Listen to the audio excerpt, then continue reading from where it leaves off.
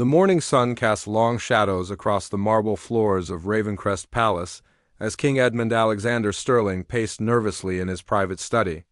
The 58-year-old monarch had spent sleepless nights wrestling with a decision that would shake the very foundations of the Kingdom of Valdoria.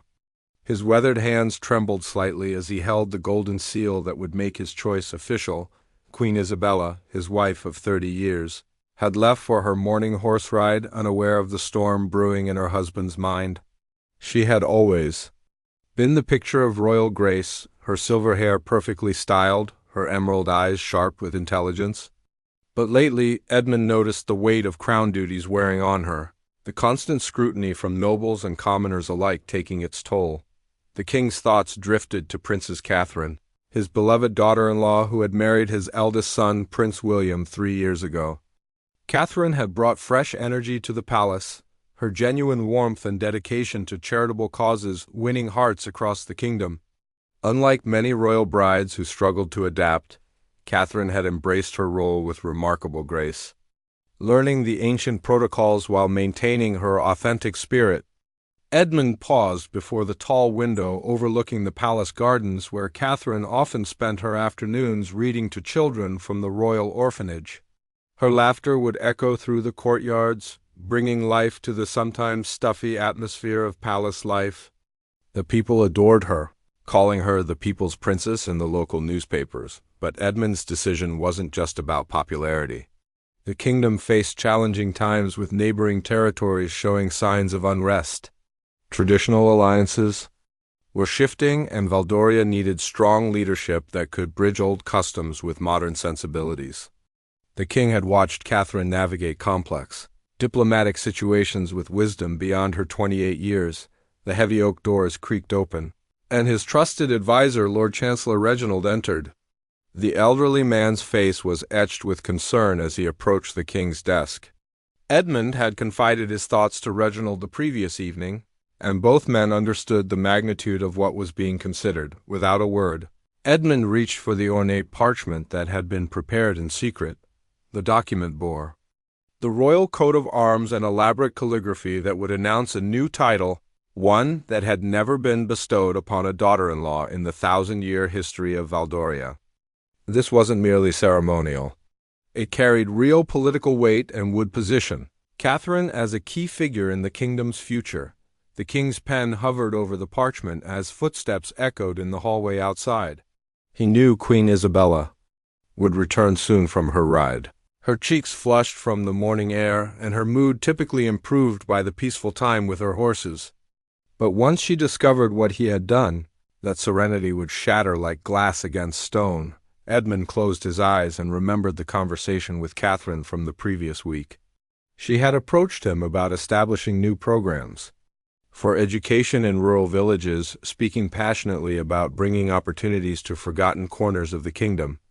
Her eyes had sparkled with genuine care, not the calculated ambition he'd seen in so many court members over the years. The decision crystallized in his mind. With steady determination, King Edmund signed the document, the royal seal pressing into warm wax with finality. The choice was made. Princess Catherine would be granted the ancient title of Duchess Royal, a position that hadn't existed for 3 centuries but carried immense symbolic and practical power. As the king set down his pen, he could almost feel the tremors of change rippling through the palace walls. By evening, this news would reach every corner of Valdoria, and by tomorrow, neighboring kingdoms would take notice. But most immediately, Queen Isabella would learn that her position as the primary female royal had been fundamentally altered. The morning sun climbed higher, and somewhere in the distance, church bells began their hourly chime. Edmund folded the document carefully, knowing that once it left his study, there would be no turning back. The royal drama that was about to unfold would test every relationship in the palace and perhaps determine the future of the monarchy itself. Queen Isabella's riding boots clicked sharply against the marble as she entered the palace through the grand entrance, her morning ride having done little to ease the tension she'd been feeling lately. Her personal maid, Margaret, hurried to meet her with a worried expression that immediately set Isabella on edge. "Your Majesty," Margaret whispered urgently, "Lord Chancellor Reginald has been looking for you." He says it's quite urgent. Isabella's emerald eyes narrowed. In 30 years of marriage to Edmund, she had developed an instinct for palace intrigue, and something in the air felt different today. The servants seemed nervous, avoiding direct eye contact as they bowed and curtsied in her presence. She made her way to the Queen's private chambers, where her lady-in-waiting Sarah was arranging fresh roses from the palace gardens. But Sarah's usual cheerful chatter was replaced by an uncomfortable silence. "What is it?" Isabella demanded, removing her riding gloves with sharp movements. "Everyone is acting as though someone has died." Before Sarah could answer, Lord Chancellor Reginald appeared in the doorway, his face grave. Behind him stood Catherine, looking unusually pale but with a strange mix of excitement and apprehension in her blue eyes. "Your Majesty," Reginald began carefully. "His Majesty the King has made an announcement that requires your immediate attention." Isabella's stomach dropped. Edmund had been secretive lately, spending long hours in closed meetings and avoiding their usual evening conversations. She had assumed it was related to trade negotiations with the eastern provinces. But the presence of Catherine suggested something far more personal. "Catherine." "Darling," Isabella said, forcing a smile. "How lovely to see you this morning. I trust William is well?" Catherine stepped forward, her hands clasped nervously in front of her. "Yes, Your Majesty. Actually, that's why I'm here. His Majesty has... well, he has bestowed upon me a new title." The words hung in the air like smoke. Isabella felt her breathing become shallow as she studied Catherine's face, searching for clues about what this could mean. Titles weren't given lightly in Valdoria, especially not to family members who already held appropriate ranks. Lord Chancellor Reginald cleared his throat. "Her Royal Highness Princess Catherine has been granted the title of Duchess Royal, with all the privileges and responsibilities that accompany this historic designation." Isabella's world tilted. The title of Duchess Royal hadn't been used since the reign of Queen Margaret the Bold 300 years ago. It was a position of immense power, traditionally reserved for the monarch's most trusted female advisor, someone who could act with royal authority in matters of state. "Duchess Royal?" Isabella repeated, her voice barely above a whisper. The implications crashed over her like waves. This wasn't just an honorary title. It was a declaration that Catherine would serve as a bridge between the crown and the people, with decision-making power that rivaled Isabella's own. Catherine stepped closer, her voice gentle but firm. "Your Majesty, I want you to know that I never sought this honor. His Majesty believes it will help strengthen the kingdom's connection with its citizens, particularly in matters of education and social welfare." Isabella's mind raced through the political ramifications. The nobles would see this as Edmund's attempt to modernize the monarchy, possibly at the expense of traditional power structures. The common people would celebrate having Catherine in a more prominent role, given her popularity. But for Isabella, it felt like a public declaration that she had somehow failed in her duties as queen. "And when," Isabella asked with forced calm, "did my husband decide to make this momentous decision without consulting me?" The uncomfortable silence that followed provided its own answer. Edmund had acted unilaterally, something that violated the partnership they had built over 3 decades. Even more troubling was the realization that Catherine had known before she did. Lord Chancellor Reginald shifted uncomfortably. His Majesty felt that the kingdom's current challenges required swift action. "The announcement will be made public this afternoon during the weekly royal address." Isabella's hands clenched into fists at her sides. In a few hours, the entire kingdom would know that Catherine had been elevated to a position of unprecedented influence. The newspapers would have a field day, speculating about tensions within the royal family and questioning Isabella's own role. "I see," Isabella said, her voice taking on the icy tone that palace staff had learned to fear. "And what exactly does this new Duchess Royal plan to do with her elevated status?" Catherine's cheeks flushed, but she maintained her composure. "I hope to expand educational opportunities in rural areas and establish new programs for young mothers. I believe the monarchy should be more accessible to all citizens of Valdoria." Each word felt like a subtle criticism of Isabella's more traditional approach to royal duties. where Isabella focused on ceremonial functions and diplomatic relationships with other royal families. Catherine was proposing direct involvement in citizens' daily lives. As the three visitors left her chambers, Isabella stood alone, staring at her reflection in the ornate mirror that had belonged to queens before her. For the first time in years, she questioned whether the crown she wore so proudly might be slipping from her grasp. News of Catherine's new title spread through the palace like wildfire, reaching every corner before the official afternoon announcement. In the servants' quarters, maids whispered excitedly about the young princes, who always remembered their names and asked about their families. But in the noble quarters, the reaction was far more complicated. Lady Victoria Pemberton, Isabella's closest friend and confidant for over 20 years, stormed through the palace corridors with uncharacteristic fury. Her silk gown rustled with each determined step as she made her way to the Queen's private dining room, where Isabella sat picking at her lunch, her appetite completely gone. "This is absolutely outrageous," Victoria declared, not bothering with formal greetings. "Edmund has lost his mind. Duchess Royal? That title belongs to the medieval period, not the modern monarchy." Isabella looked up from her untouched soup, grateful to finally have someone who shared her shock and indignation. Victoria had always been fiercely protective of royal traditions and the proper order of palace hierarchy. 30 years, Victoria," Isabella said quietly. 30 years I've devoted to this crown, to this kingdom, to Edmund. And he decides to reshape the monarchy without even the courtesy of a conversation. Victoria settled into the chair across from Isabella, her sharp gray eyes flashing with anger. "It's that girl's influence.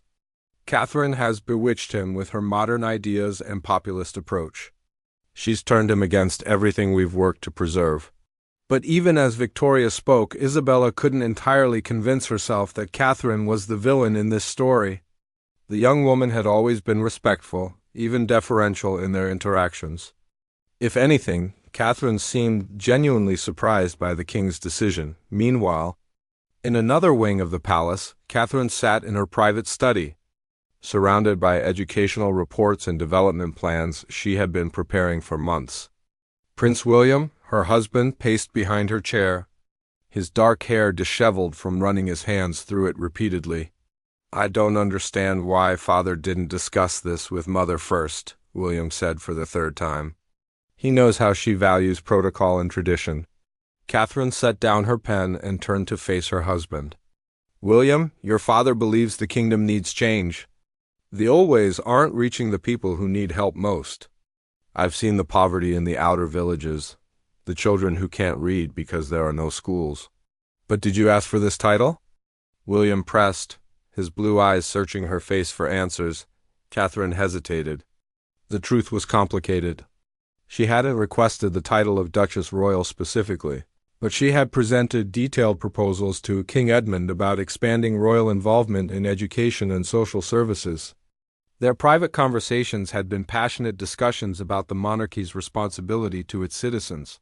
"I asked your father to consider new approaches to helping our people," she said carefully. "I never imagined he would create this position for me." Down in the palace kitchens, head cook Mrs. Eleanor was fielding excited questions from her staff about Princess Catherine's elevation.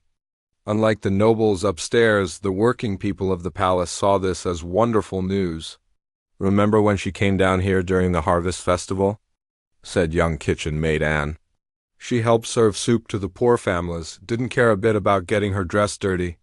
Mrs. Eleanor nodded approvingly. "And she always asks about my arthritis when she passes through. Not many royals would bother with an old cook's aches and pains." The contrast in reactions throughout the palace revealed deep divisions in Valdorian society. The working classes saw Catherine as one of their champions, someone who genuinely cared about their struggles.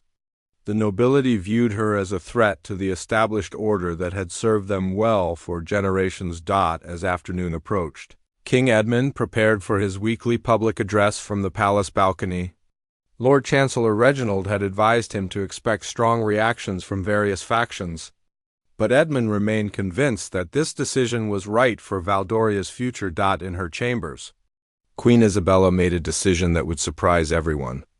Instead of boycotting the announcement or showing public displeasure, she would stand beside her husband during his speech.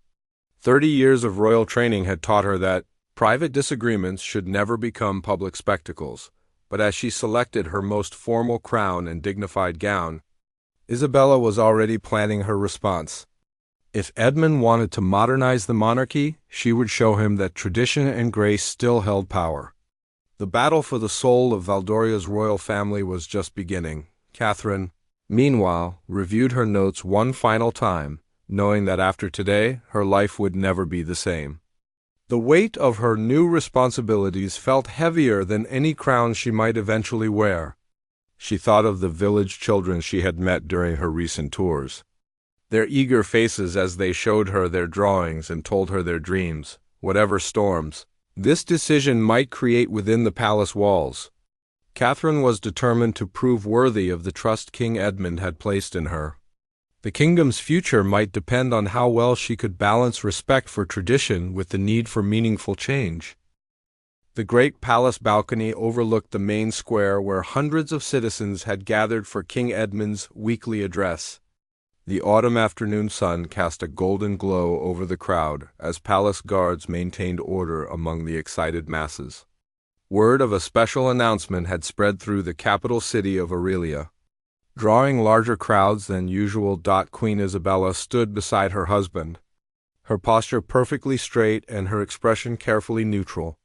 She had chosen to wear her most regal sapphire gown and the crown of serenity, sending a clear message that she remained the undisputed Queen of Valdoria. Every gesture was calculated to project strength and dignity. King Edmund appeared confident as he approached the ornate microphone, but those closest to him could see the tension in his shoulders. This announcement would either strengthen his legacy as a progressive monarch or create irreparable damage to the royal family's unity. Citizens of Valdoria, his voice carried clearly across the square, today marks a new chapter in our kingdom's proud history. The crowd fell silent, sensing the gravity of the moment. In the front rows, newspaper reporters held their pens ready, knowing that whatever the king announced would make headlines across the continent. As we face the challenges of our changing world, our monarchy must evolve to better serve all citizens of our realm.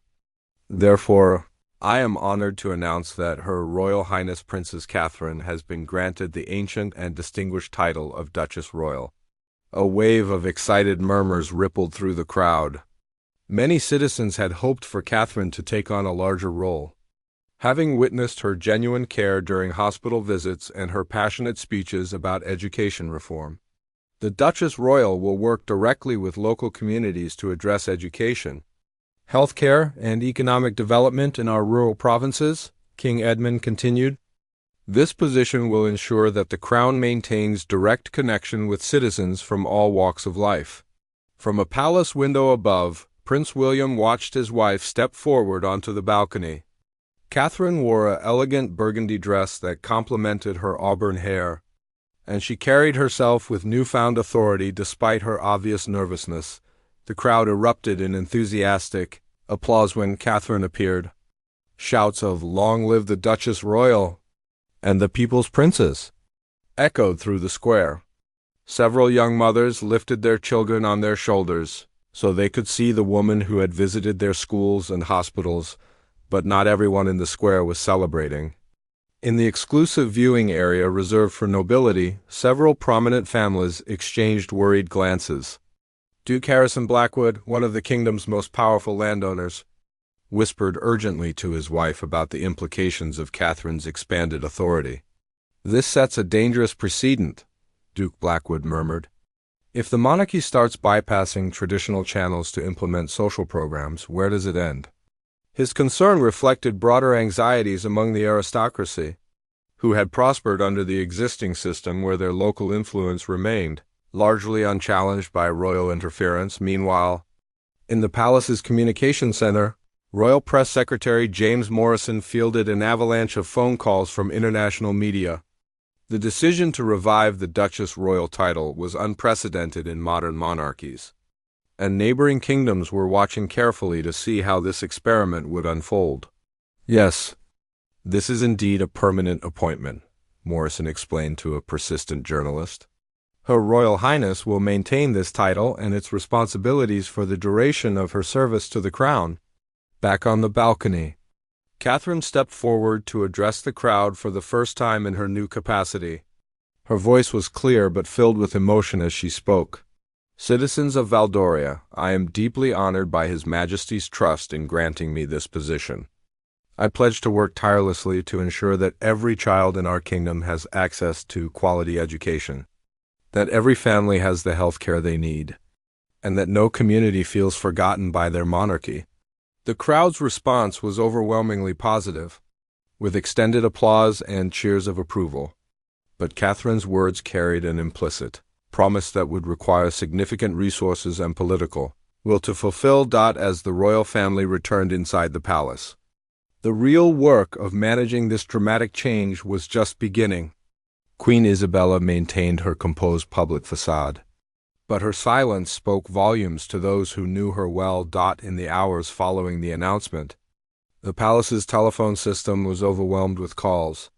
International monarchies requested clarification about Valdoria's new structure, while domestic politicians sought meetings to discuss how Catherine's role would interact with existing governmental functions. Lord Chancellor Reginald spent the afternoon in emergency meetings with department heads, trying to establish clear boundaries for Catherine's authority.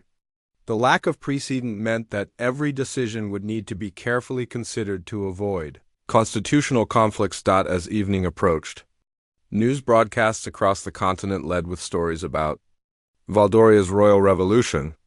Political analysts debated whether King Edmund's decision represented visionary leadership or a dangerous disruption of centuries-old traditions. Catherine found herself alone in her study, surrounded by congratulatory messages from charitable organizations and community leaders she had worked with during her previous royal duties. But she also received several formal letters from noble families, expressing their concerns about the new appointment. The young Duchess Royal realized that her real challenges were just beginning. The title was only the first step. Now she would need to prove that her position could deliver meaningful improvements to citizens' lives while maintaining the delicate balance that kept the monarchy stable and respected. 3 days after the announcement, the palace atmosphere remained thick with tension. Queen Isabella had maintained her public composure, but privately, she was orchestrating a careful campaign to reassert her influence within the royal hierarchy. Her morning began with an emergency meeting of the Queen's Council, a traditional advisory body that hadn't convened in over 2 years. The ornate council chamber filled with 8 of Valdoria's most influential noble women, each representing different regions and interests within the kingdom. Lady Victoria Pemberton sat at Isabella's right hand, while Duchess Margaret Thornfield and Countess Eleanor Ashworth flanked the opposite side of the mahogany table. "Ladies," Isabella began, her voice carrying the authority of 3 decades on the throne, "we face an unprecedented situation that requires careful consideration and unified response."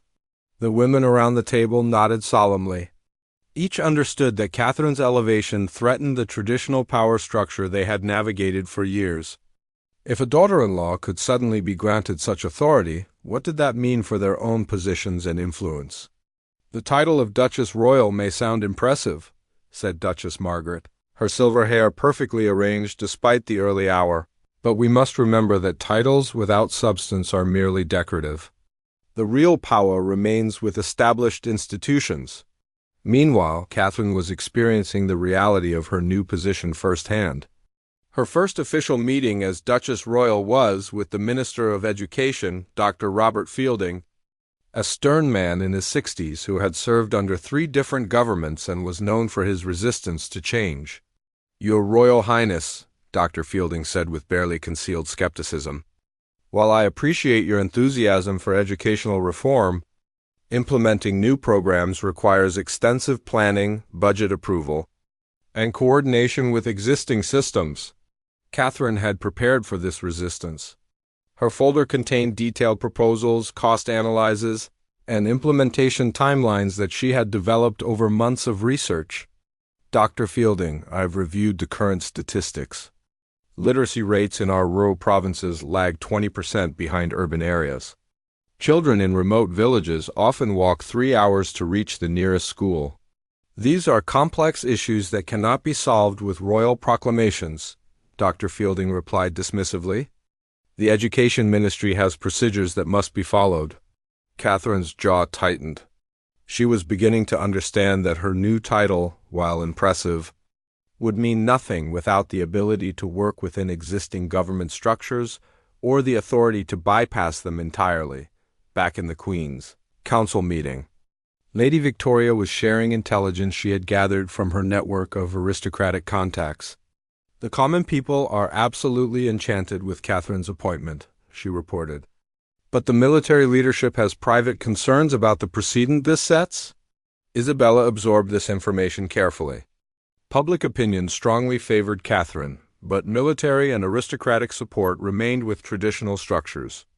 If she played her cards correctly, she could position herself as the stabilizing force that kept the monarchy grounded in proven traditions. That afternoon, King Edmund found himself in an unexpected confrontation with his own son. Prince William had requested a private audience, and his usually diplomatic demeanor had been replaced with obvious frustration. "Father, you've put Catherine in an impossible position," William said bluntly. "You've given her a title that promises everything but the actual power to deliver results. The bureaucrats are already undermining her initiatives." Edmund studied his son's face, seeing echoes of his own younger self in William's passionate defense of his wife. "Change is never easy, William. Catherine is strong enough to handle the challenges. But why didn't you discuss this with Mother first?" William pressed. 30 years of partnership, and you made this decision alone? She's furious, even if she's too dignified to show it publicly. The king's expression grew troubled. He had convinced himself that Isabella would eventually see the wisdom of his choice. But her cold politeness over the past few days suggested otherwise. In her new offices in the East Wing, Catherine was discovering another obstacle. Her staff consisted of only 2 junior assistants, while Queen Isabella commanded a team of 15 experienced professionals. The resource disparity made it clear that despite her impressive title, Catherine would need to fight for every tool necessary to fulfill her responsibilities. Her afternoon appointment brought unexpected support. Mrs. Eleanor, from the palace kitchens, appeared at her door with a tray of tea and homemade biscuits. "Your Royal Highness," Mrs. Eleanor said warmly, "the whole staff is talking about your new position. We wanted you to know that we're all proud to serve under someone who truly cares about ordinary folks." Catherine smiled genuinely for the first time in days. "Thank you, Mrs. Eleanor. That means more than you know." "If I may say so," the older woman continued, "the staff has been here through many changes over the years. Real leadership shows itself not in grand gestures, but in daily kindness and genuine concern for others. You have that quality." As evening approached, the royal family gathered for their traditional dinner, but the usual warm conversation was replaced by careful politeness. King Edmund attempted to discuss routine palace business, while Isabella responded with minimal words and perfect etiquette. Catherine tried to bridge the growing gulf between her husband's parents. "Your Majesty," she addressed Isabella directly, "I hope you know that I greatly value your guidance as I learn to fulfill these new responsibilities." Isabella's response was diplomatically perfect and emotionally cold. "Of course, dear. Experience is always valuable when navigating complex situations." The subtext was clear. Catherine was inexperienced, and Isabella possessed the knowledge and connections that would ultimately determine success or failure. The battle for the future of Valdoria's monarchy was escalating, and both women understood that much more than titles was at stake. Prince William watched his wife and mother with growing concern, realizing that his father's well-intentioned decision had created a conflict that could tear the royal family apart just when the kingdom needed unity most. 2 weeks after Catherine's appointment, the first real test of her new authority arrived in the form of a crisis that would define her role for years to come. Heavy rains had caused severe flooding in the northern province of Millbrook, leaving 3 villages cut off from supply routes and hundreds of families in need of immediate assistance. Traditional protocol dictated that disaster response would be coordinated through established government channels, with the royal family offering ceremonial support and charitable contributions. But Catherine saw an opportunity to demonstrate the practical value of her position as Duchess Royal. Without consulting the usual committees, Catherine mobilized palace resources directly. She contacted the Royal Helicopter Service, arranged for emergency supplies from the palace warehouses, and personally called local commanders to coordinate rescue efforts. Her decisive action saved crucial hours that could mean the difference between life and death for trapped families. Queen Isabella learned about Catherine's independent response when Lord Chancellor Reginald briefed her about irregular use of royal resources. Isabella's carefully controlled anger finally found a target that seemed legitimate. She overstepped her authority, Isabella told King Edmund during a private confrontation in his study. The Duchess Royal title doesn't give her the right to commandeer palace assets without proper approval. Edmund found himself in the uncomfortable position of defending his daughter-in-law's actions while acknowledging his wife's concerns about protocol. She saved lives, Isabella. Sometimes leadership means acting first and seeking permission later. And what happens when every member of the royal family decides to ignore established procedures? Isabella shot back. We have systems for a reason, Edmund. Chaos isn't leadership. Their argument was interrupted by urgent knocking. Prince William entered with mud-stained clothes and exhaustion written across his face. He had just returned from Millbrook, where he had joined Catherine's relief efforts. "Mother, father," William said breathlessly, "you should see what Catherine accomplished up there. The villagers are calling her a hero.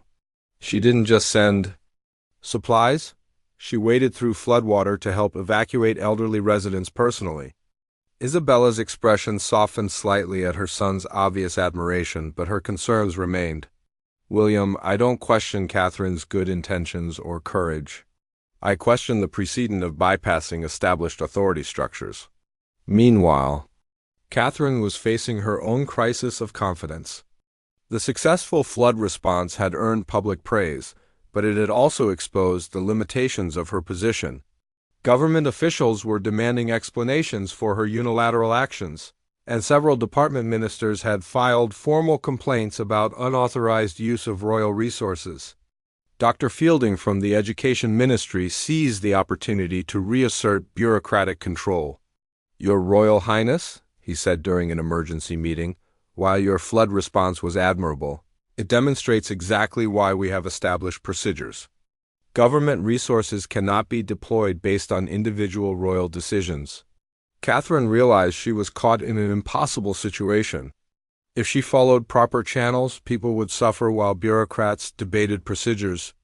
If she acted independently, she undermined the governmental systems that the monarchy was supposed to support.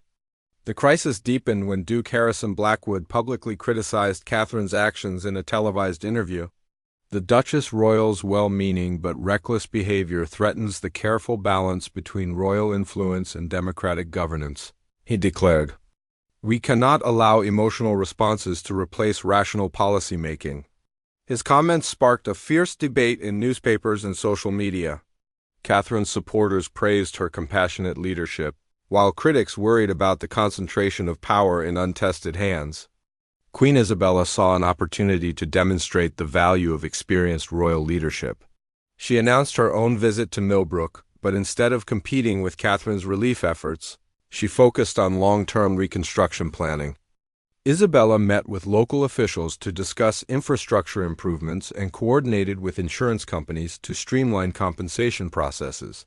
Her approach was methodical, diplomatic, and effective in ways that complemented but also contrasted sharply with Catherine's more dramatic intervention.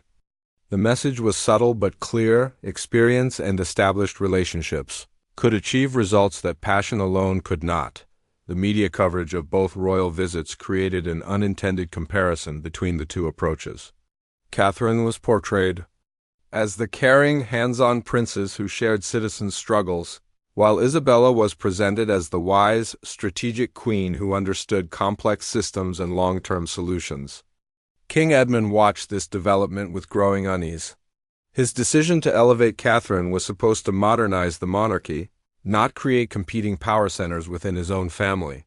The situation reached a breaking point when Catherine received intelligence about potential flooding in another province. Weather forecasts predicted similar conditions to those that had devastated Millbrook, but this time government officials insisted that any royal response must follow proper procedures. Catherine faced the most difficult decision of her short tenure as Duchess Royal. She could respect the bureaucratic requirements and potentially watch preventable disaster unfold, or she could act independently again and risk creating an irreparable breach with both government officials and Queen Isabella Dodd as she sat in her office reviewing weather reports and evacuation plans. Catherine understood that her next choice would determine not just her own future, but the entire trajectory of Valdoria's monarchy. The weight of the title that had seemed so promising just weeks before now felt like a burden that could crush everything she hoped to accomplish outside her window. Storm clouds were gathering over the capital, as if nature itself was reflecting the turbulence within the palace walls. The young Duchess Royal had to decide whether to risk everything for the chance to prove her position could make a real difference in people's lives.